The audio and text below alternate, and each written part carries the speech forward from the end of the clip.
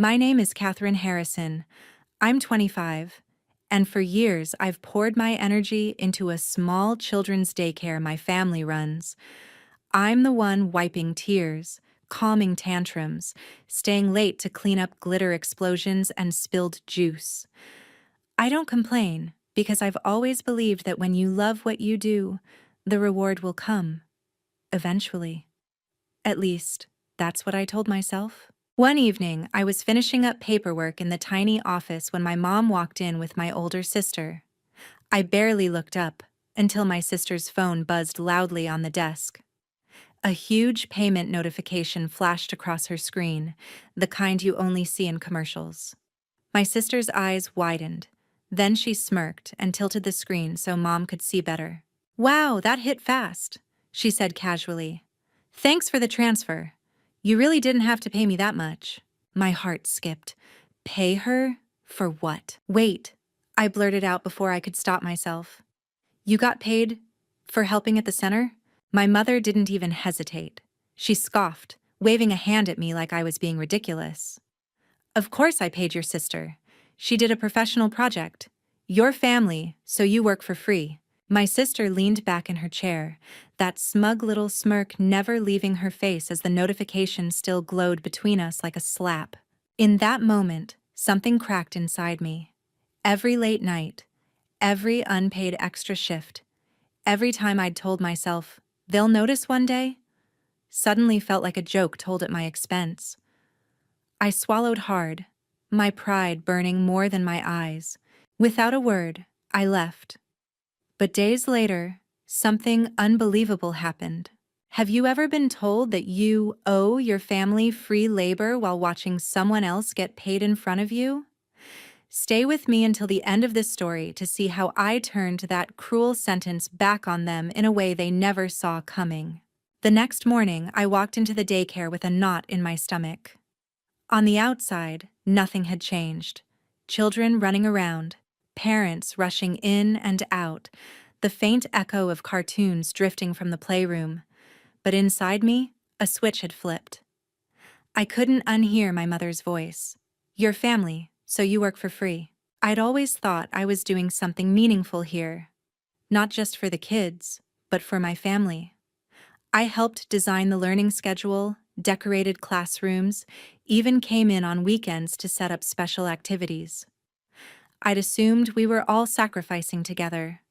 But now I knew there were two different rulebooks. One for my sister and one for me. By lunchtime, my older sister finally breezed in, heels clicking on the hallway tiles. For years, I just called her my sister when talking about work. But at that moment, the name felt like a line being drawn. Samantha. She wore a sharp blazer, hair perfectly styled, looking like she was headed to a board meeting instead of a daycare. "Rough night?" she asked, glancing at me with a smug little half-smile as I wiped paint off a table. I forced a neutral tone. "Busy. The kids had an art day. How was your night?" I already knew the answer. "Rich." She shrugged. "Pretty good. Mom finally compensated me for that project I did. You know, branding, marketing, all those things you don't really get. It's about time someone around here recognized a professional contribution." My jaw tightened. "So, she paid you for that?" "Obviously." Samantha's eyes gleamed. "You can't expect real work to be done for free. That's just bad business." Real work. The words landed like a punch. I set down the cloth and turned to face her fully. "What about my work? The lesson plans? The parent meetings I cover for you? The days you cancel last minute and I stay late to fix your mess? Is that not real work?" She laughed softly. "You enjoy this. You're good with kids. You're basically doing what you'd be doing anyway. It's not the same as what I do. I bring in visibility, sponsors, and growth. You just maintain things. Besides, Mom told you right? Family helps family. You of all people should understand that." "Funny," I said, my voice low, "because you're family too, but you're getting paid." Samantha's smile sharpened. "Maybe if you learned to think bigger, you'd stop obsessing over pennies." That was the moment I understood something ugly. It wasn't just favoritism. In their eyes, my labor was expected, automatic, disposable. Hers was valuable, professional, billable. I remembered countless times I'd suggested ideas that somehow became Samantha's projects later, with my name scrubbed out. "Did you use my ideas in that project?" I asked slowly. "The sensory play corners, the parent connection newsletter, the social media series with the kids' artwork. Those were mine." She rolled her eyes. "You mentioned things in passing. I'm the one who packaged them into something marketable. That's the difference between a hobbyist and a strategist." Hobbyist, strategist. The labels told me exactly where she placed me on her private ladder. "I'm not your free idea factory," I said, "or mom's unpaid assistant. I deserve to be treated fairly." She leaned in just enough that only I could hear her. "Then stop acting like help and start acting like someone who can't be replaced." Her words lit a spark of rage and clarity inside me. Replaceable? I'd been the one actually keeping the place running while they played businesswoman and visionary. But if they thought I was replaceable, maybe it was time to prove just how deeply I understood this daycare, maybe better than either of them. As she walked away, still basking in her payment glow, a cold thought formed in my mind. If my work had no value here, I needed to figure out exactly what my value had been. To them, on paper. And if they'd been using me all this time, I wanted undeniable proof. Have you ever realized in a single conversation that someone you love doesn't see you as an equal, but as convenient, free labor? Would you swallow it and keep going, or would you start digging for the truth like I was about to? That night, I couldn't shake the sense that my life had been one long, quiet discount for everyone around me. Not just at the daycare, but at home, too. The more I replayed conversations with Samantha, the more old memories started resurfacing. Memories I had always brushed away as just family stuff. I remembered high school group projects where I'd done most of the work while Samantha, already in college, helped me polish my presentation. Later, she'd tell my mother that I wouldn't have passed without her guidance, and somehow the praise always went her way. I remembered the time I spent a summer designing a colorful activity wall for the daycare. Months later, my mom mentioned at a family dinner how Samantha's eye for design had transformed the center. My name never came up. It wasn't just about money, it was about being erased. The next day after closing, I decided I couldn't keep this conversation only in my head. I went straight home instead of staying late to tidy up like I usually did. My mother was at the dining table surrounded by folders and printed spreadsheets from the daycare. My heart started pounding. This was where the decisions were made, the ones I was never invited into. "Mom," I said, taking a seat across from her, "we need to talk about yesterday." She looked up over her glasses, already wary. "If this is about your sister getting paid, I thought we'd settled that." "She did specialized work." "No," I replied, surprising myself with how steady my voice sounded. "We didn't settle it. You dismissed me. There's a difference." Her lips pressed into a thin line. "Catherine, don't start. I'm exhausted. Your sister helped rebrand the center. She brought in new families. She negotiated partnerships. That's a different level of contribution.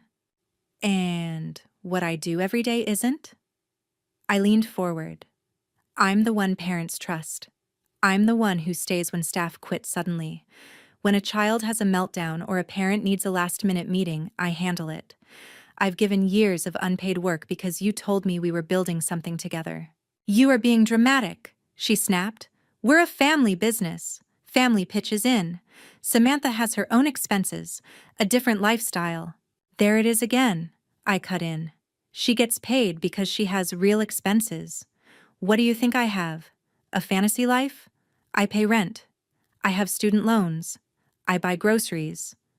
Why is her time worth money and mine worth a thank you text, if that?" Her eyes flashed. "Because she takes on responsibilities you don't. You're good with kids, but she carries the brand, the image." I almost laughed. The brand that's built on my work with those kids, on the photos I took, the programs I created, the relationships I built. She packages what I do, and you write her a check for it. That's not image. That's using me as free material. She slammed her pen down.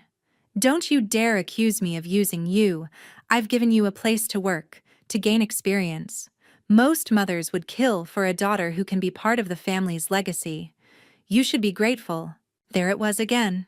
That word that scraped across my nerves. Grateful. Grateful for what?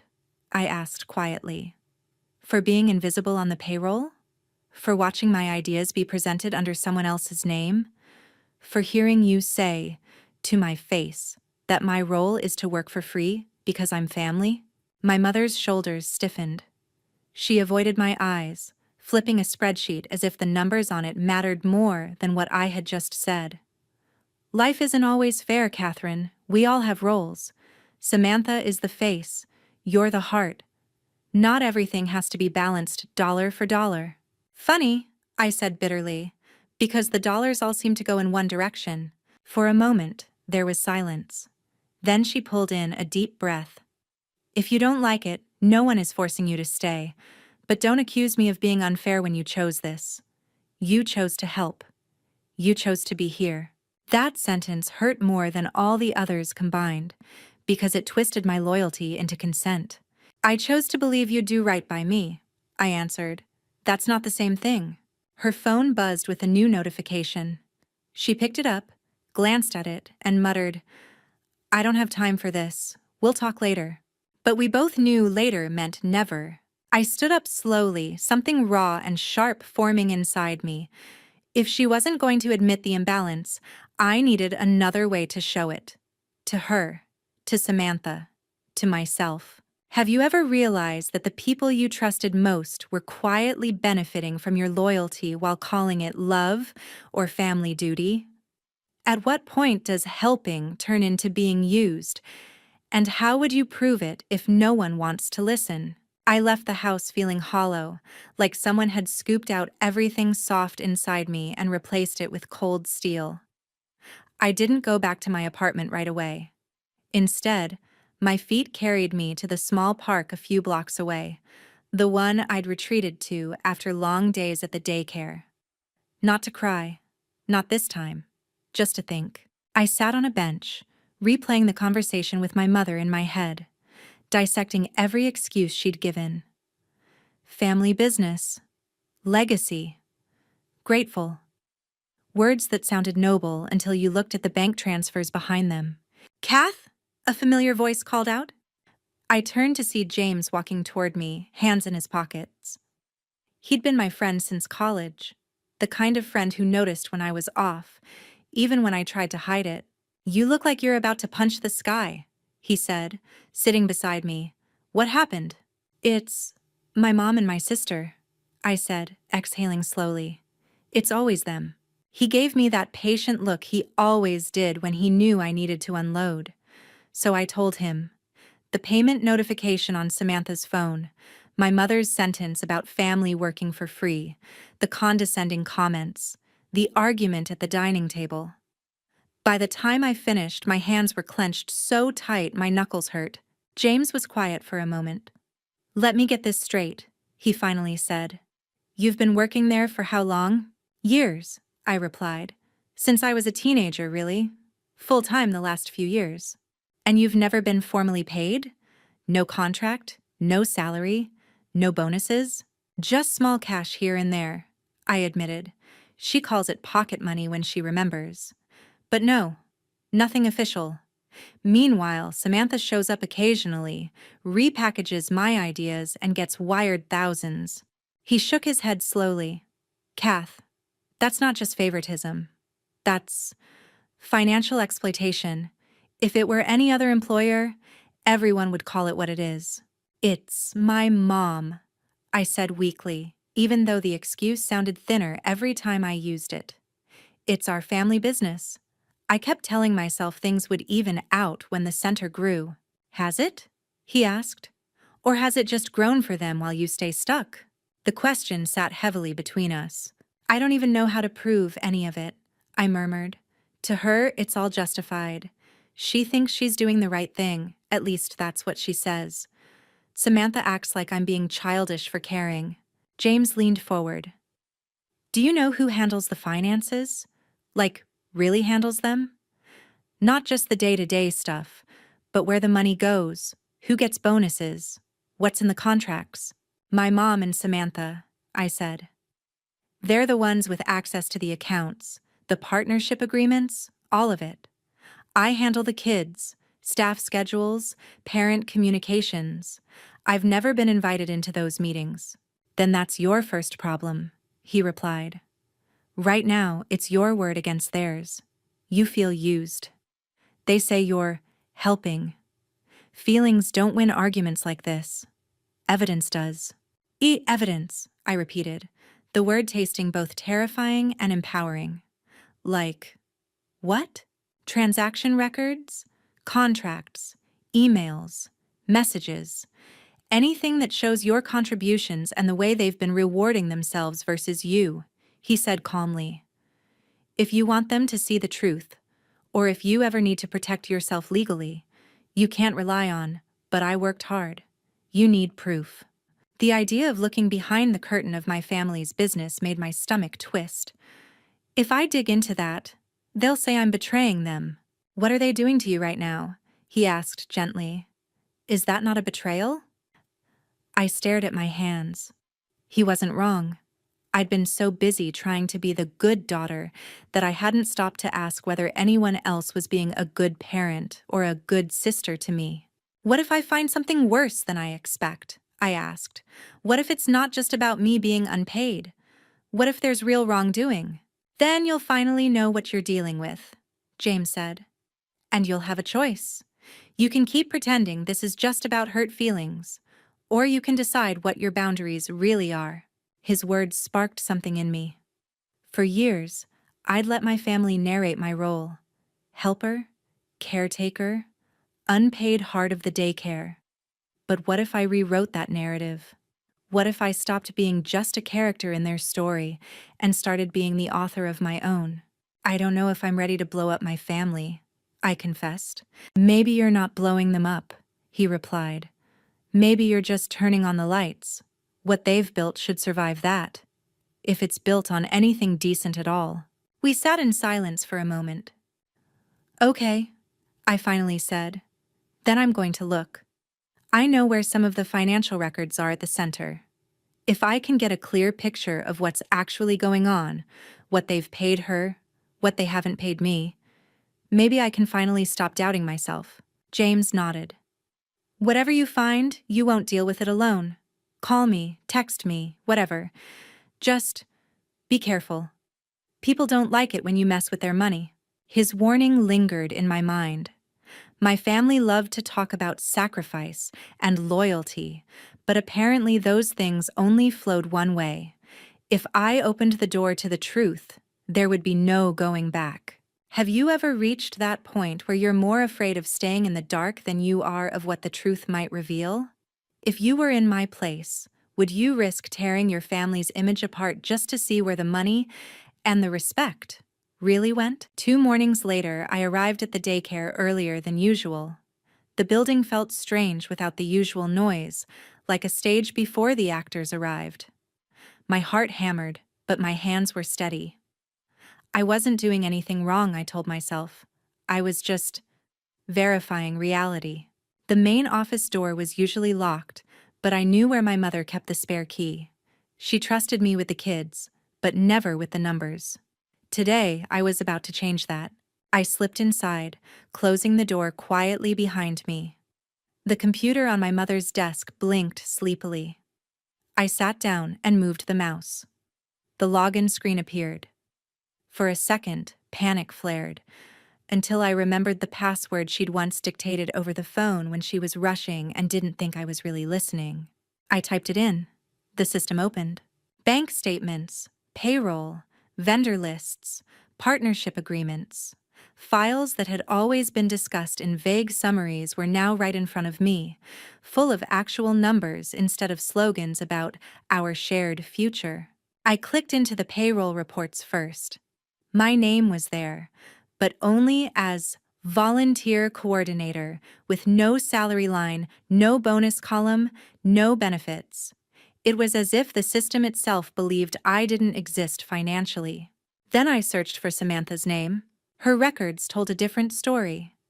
Consulting fees, strategic brand development, campaign bonuses. Each entry carried amounts that made my eyes widen. Month after month of transfers, some labeled as performance incentives, others as extra compensation approved by management. Management meaning my mother. The total, when I added it up, was obscene. All that money had flowed to someone who could pick and choose when she wanted to show up. Meanwhile, I'd been patching together rent with side babysitting jobs when the daycare closed. For a moment, I just stared at the screen, numb. Then a wave of anger rushed through me, not the messy, desperate anger I'd felt before, but something colder, sharper. This wasn't a misunderstanding. This was a system. I started copying everything I could, downloading PDFs, emailing them to my personal account, taking photos with my phone.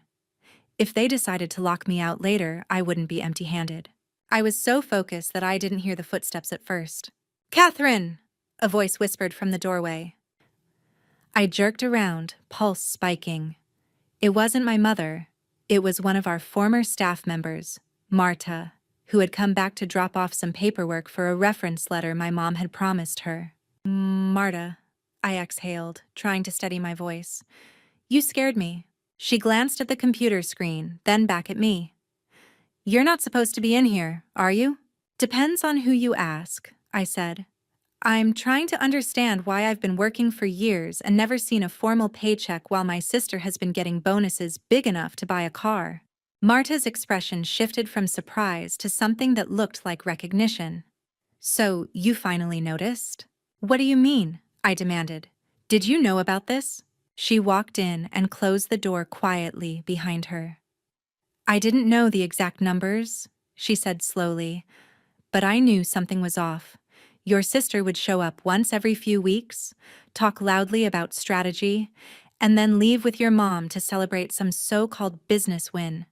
Meanwhile, you were here every day, doing the real work." "Why didn't you say anything?" I asked, more hurt than accusatory. "Because it wasn't my place," she replied. "And because when I started asking questions about how overtime was handled and why some staff weren't getting promised bonuses, things got tense. I left before it got uglier." My chest tightened. "Wait, other people were being underpaid too?" She hesitated, then pulled out her phone. "I wasn't going to get involved again," she said, "but if you're finally ready to see what's going on, you should know everything." She scrolled and opened her voice recording app. "I didn't plan to use these, but I recorded a couple of meetings. I wanted protection in case they tried to blame me for anything. Your mom and sister liked to talk in the office when they thought no one was around." She tapped one recording and hit play. My mother's voice crackled through the speakers. "Catherine loves those kids. She'd never leave, even if we don't put her on payroll yet. She knows this is all for the family." Then Samantha's voice. "Why pay her when she's already doing it for free? Once we grow more, we'll see. Right now, we need to reward the work that actually brings in money." I felt physically sick. Another recording. Marta's own voice asking about unpaid overtime. My mother brushing her off. Samantha suggesting they phase out anyone who complained too much. My stomach churned listening to how casually they dismissed people's livelihoods, including mine, as emotional overreactions. Marta paused the audio. "This is why I left," she said quietly. "It wasn't just favoritism, it was a mindset. Anyone who pushed back was difficult or ungrateful. I didn't want to stick around and become the next problem to be phased out." My hands shook as I took her phone and forwarded the files to myself. "Thank you," I managed. "You didn't have to share this." "Maybe I did," she replied. "Because, Catherine, whatever you decide to do next, you need to know you're not imagining things. You're not being dramatic. This is real, and it's wrong." Footsteps sounded in the hallway again, this time heavier, more familiar. My mother's voice carried through the door, talking to a parent on the phone. I scrambled to close the files and log out, my heart pounding. "Go," Marta whispered. "We'll pretend we were just talking about my reference letter." By the time my mother pushed the door open, I was standing at the side of the desk, chatting casually with Marta about her job applications. My mother barely glanced at us, her eyes already on the stack of folders. But I saw her differently now. Not just as my mother, not just as a tired business owner, as someone who had made very deliberate choices about whose work counted, whose didn't, and who deserved to be compensated for their loyalty. I left the office that day with more than just suspicion. I left with proof. If you discovered recordings of your own family calmly justifying why you, and others, deserve to be underpaid or unpaid, would you confront them quietly, or would you be tempted to make sure they could never deny it again? Once I had the documents and recordings, my anger shifted into something more strategic. Rage alone wouldn't change anything. I needed a plan, one that would force my mother and Samantha to face what they'd done without giving them a chance to bury the evidence or spin the story. James was the first person I showed everything to. We sat in my small kitchen that evening, laptop open, files spread out, my phone playing those uncomfortable recordings on low volume. He listened without interrupting, his jaw tightening more with every new piece of information. "This isn't just unfair," he finally said. "This is systemic. They built this entire setup on the assumption that you'd never push back." "Yeah," I said, my voice steady. "They counted on my loyalty. My silence." "What do you want to do?" he asked. "I want them to stop pretending this is love," I replied. "I want them to admit what they've done. And I want it to have real consequences. Not just for me, but for everyone they've treated like this." "You could go straight to a lawyer," he suggested, "or to whatever board oversees child care centers in the city." "I could," I said slowly. "And maybe I will. But first, I want them to hear their own words. I want them to know I know. After everything I've given them, they owe me at least that much." So we crafted a scenario they couldn't easily escape from. I invited my mother and Samantha to dinner at my apartment, framing it as a family meeting about the daycare's future. I said I had some ideas for growing the business and wanted to talk about formalizing my role. The words tasted ironic, but believable. "Finally," my mother had said on the phone. "You're thinking about the bigger picture. Samantha will bring some proposals too." Perfect. The night of the dinner, I set the table simply but carefully. It wasn't about impressing them. It was about control. James was there, not as a visible ally, but as a neutral friend who was curious about investing in childcare in the future. His presence made the setting feel less like an ambush and more like a serious conversation. They arrived dressed like they were heading to a pitch meeting. Samantha carried a laptop bag. My mother clutched a folder. "Wow, this looks nice," Samantha said as she walked in. "You didn't have to go all out." "I didn't," I replied. "I just wanted us all in the same room, without kids or clients or distractions, to talk honestly." We ate for a while, conversations circling around safe topics: work, the economy, future plans. My mother mentioned how lucky I was to have a secure place in the family business. I almost choked on my drink. Finally, I set my fork down. "I think it's time we talk about compensation," I said. The air shifted. My mother glanced at Samantha, then at me. "Compensation?" "For my years of work," I clarified. "For the roles I've taken on without a formal contract. For the fact that I've been working as full-time core staff while being treated as a volunteer on paper." "Catherine," my mother began, already exasperated, "we've talked about this. The daycare hasn't been profitable enough to pay you a full salary yet. Your sister's contributions are documented," I cut in. "Very clearly, in the payroll reports, in the bank statements, in the line items labeled consulting fees and strategic development, and performance bonuses. I know exactly how much she's been paid. I know how often. I know for how long. Samantha's eyes narrowed. Have you been snooping through confidential files? I met her gaze. I've been reading records from my workplace. Records that directly affect me. My mother's voice hardened. That information is sensitive. You had no right. I had every right, I said, my own voice rising now. Because while those records show tens of thousands going to Samantha, they show zero going to me. Zero. For years. While you've both talked about family sacrifice and shared legacy, they shifted uncomfortably. I didn't give them space to recover. I also know what you say when you think no one else is listening, I continued. I picked up my phone, opened the recording Marta had given me, and hit play. The room filled with my mother's voice. Catherine loves those kids. She'd never leave, even if we don't put her on payroll yet. She knows this is all for the family. Then Samantha's. Why pay her when she's already doing it for free? My mother's face went pale. Samantha's went red. That's taken out of context, my mother said quickly. We were under pressure. I have multiple recordings, I cut in, and documents, and timestamps.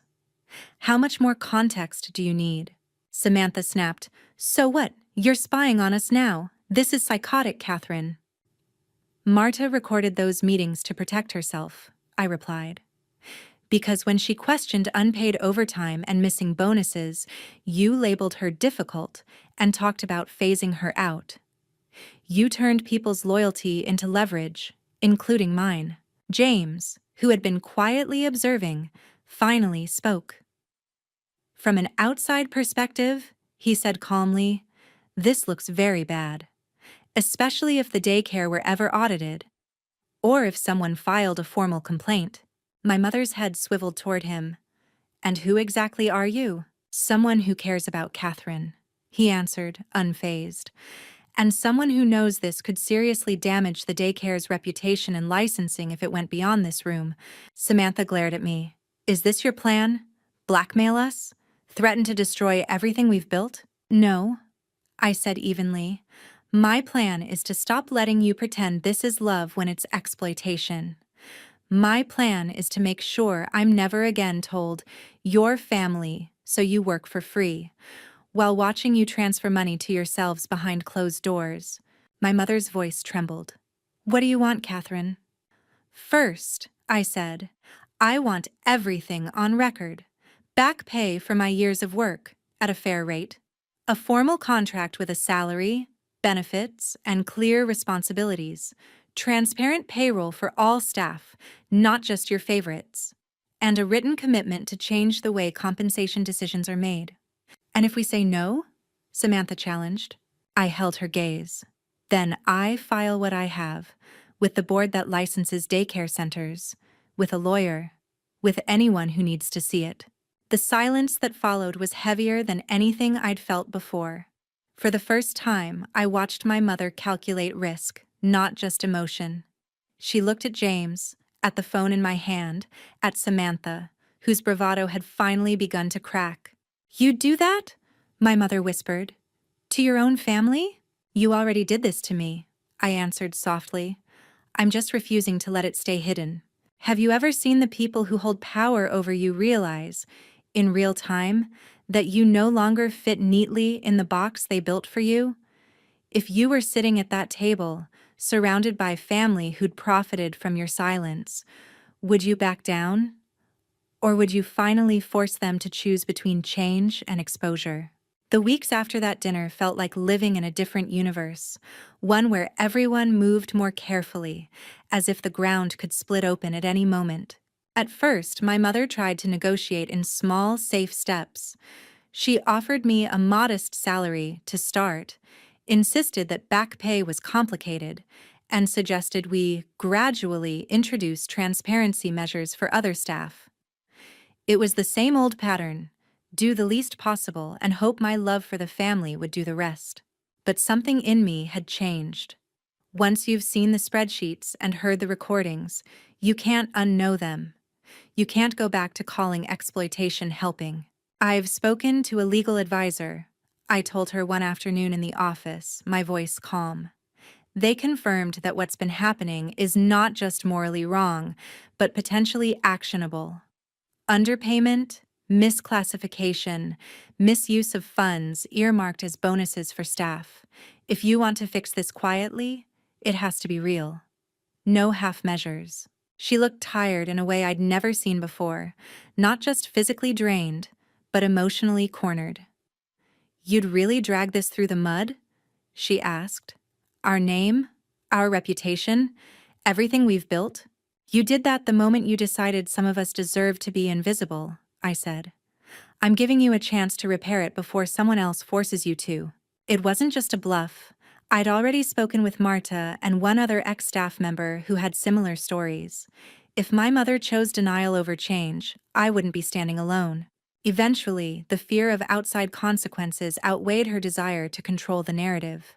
A formal audit was initiated, internally first, then with the help of an external accountant she begrudgingly hired. The numbers laid everything bare: years of skewed bonuses, unexplained consulting fees, missing staff incentives. Samantha's name popped up again and again in places it didn't belong. The fallout came in waves. Samantha was forced to resign from any official role connected to the daycare. My mother tried to frame it as a mutual decision and time for her to explore new opportunities. But the truth was simple.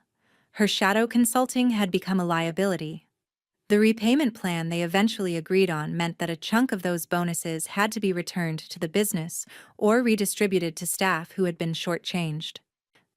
For someone who had built her identity on always landing on top, the public absence from the daycare's website and social media hit Samantha harder than she let on. The message was clear. Her days of cashing in on my work, unseen and unchallenged, were over. As for me, my role was finally defined in ink, not just an expectation. We drafted a contract with a lawyer's oversight, a real salary, benefits, back pay, not everything I technically deserved, but enough to prove that my mother understood the difference between family helping and family being exploited. All staff roles were reviewed and adjusted. Time tracking became mandatory. Bonuses were documented and shared transparently with the team. Some days, looking at my name on the payroll, I felt a strange mix of satisfaction and grief. This was what I'd wanted for so long, but I resented how hard I'd had to fight for something that should have been basic respect. My relationship with my mother didn't magically heal. There were awkward silences, apologies that came out clumsy and incomplete, moments where she slipped back into old habits, and I had to calmly remind her that things were different now. "Do you really think I never loved you?" she asked me once, voice tight. "I know you loved me," I answered. "But love that asks one person to give everything and another to collect the rewards isn't the kind of love I'm willing to accept anymore." As for Samantha, our interactions became rare and brittle. She oscillated between anger and defensiveness, blaming me for ruining her comfortable setup. "You could have just kept this between us," she said during one bitter phone call. "We're sisters." "We are?" I replied. "That's why I gave you the chance to face it in a private room before anyone else saw it. You chose denial. I chose myself. I won't pretend it didn't hurt. There were nights I lay awake wondering if I'd gone too far, if I'd permanently fractured my family for the sake of money and principle. But then I'd remember the moment my mother said, she'd never leave, even if we don't pay her. And I'd realize this wasn't just about money. It was about what they believed I was worth. In the daycare itself, something else shifted too. Staff who had once been afraid to ask questions started speaking up. One of the newer teachers pulled me aside and said, "Thank you for whatever you did. I don't know the details, but things feel safer now." That meant more to me than any line on a contract. As for me, I stopped seeing myself as just the girl who loves the kids. I started seeing myself as someone whose work, time, and boundaries mattered. Maybe I'd stay at the daycare for years. Maybe I'd eventually open my own center or move into advocacy. But whatever I did, I knew one thing. No one would ever again be allowed to hide exploitation behind the sentence, "Your family, so you work for free." If your own mother told you that your love meant you didn't deserve to be paid, while your sibling cashed in on your effort, what would you do? Would you stay quiet to keep the peace? Or would you risk breaking the illusion of perfect family to build something more honest, even if it changed everything forever?